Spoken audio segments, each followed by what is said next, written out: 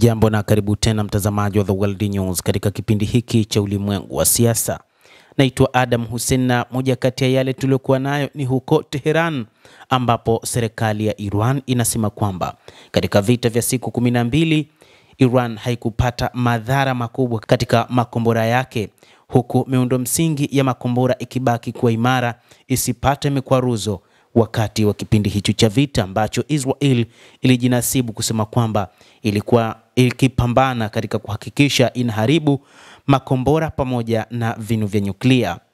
Kupitia kamanda mwandamizi wa jeshi la ulinzi wa mapinduzi ya Kiislamu IRGC amesema miundo msingi ya makombora na ulinzi imebaki kwa imara kama ilivyokuwa kabla ya vita vya siku 12, na alibainisha zaidi kwa kusema kwamba mkwaruzo wenye ukubwa hata wa ubao wa nzi haukufanywa kwenye makombora ya Iran.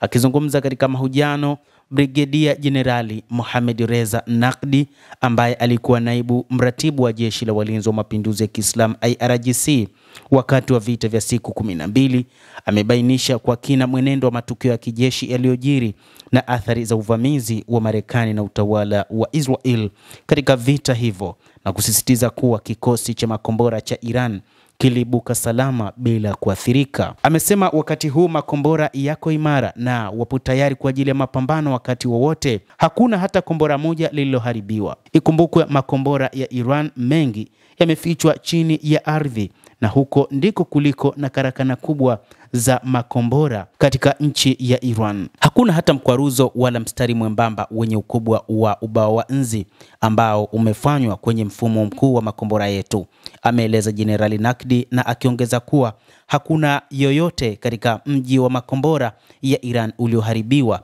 na kwamba shughuli za urushaji makombora zilianza tena haraka baada ya mashambulizi. Katika mahojiano hayo, naibu mratibu wa IRGC katika vita vya siku 12 alibainisha pia kwamba wakati uvamizi huo wa Israel ulidhihirika wazi kuwa Iran haikuwa inakabiliana na Israel pekee, bali ilikuwa inapigana vita na muungano mpana zaidi.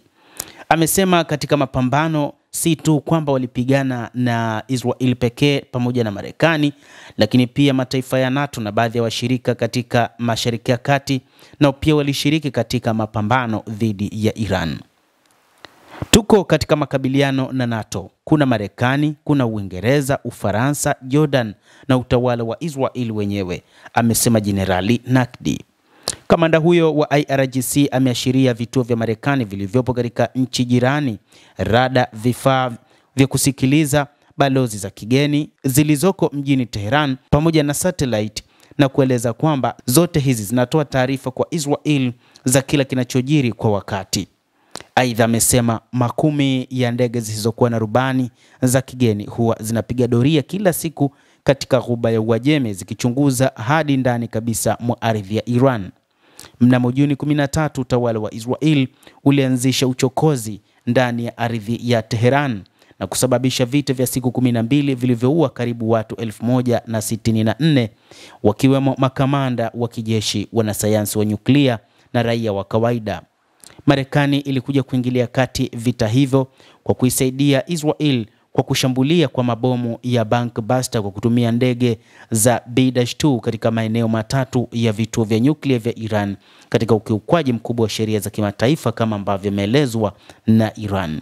Hata hivyo, operesheni kali za kulipiza kisasi zilianza kutekelezwa kwa mafanikio na vikosi vya ulinzi wa Jamhuri ya Kiislamu ya Iran, kwa mujibu wa shirika la habari la serikali la Iran, ambapo utawala wa Israel na Marekani zikaamua kusimamisha vita hivyo vilivyodumu ndani ya siku 12 mnamo Juni 24 mwaka 2025.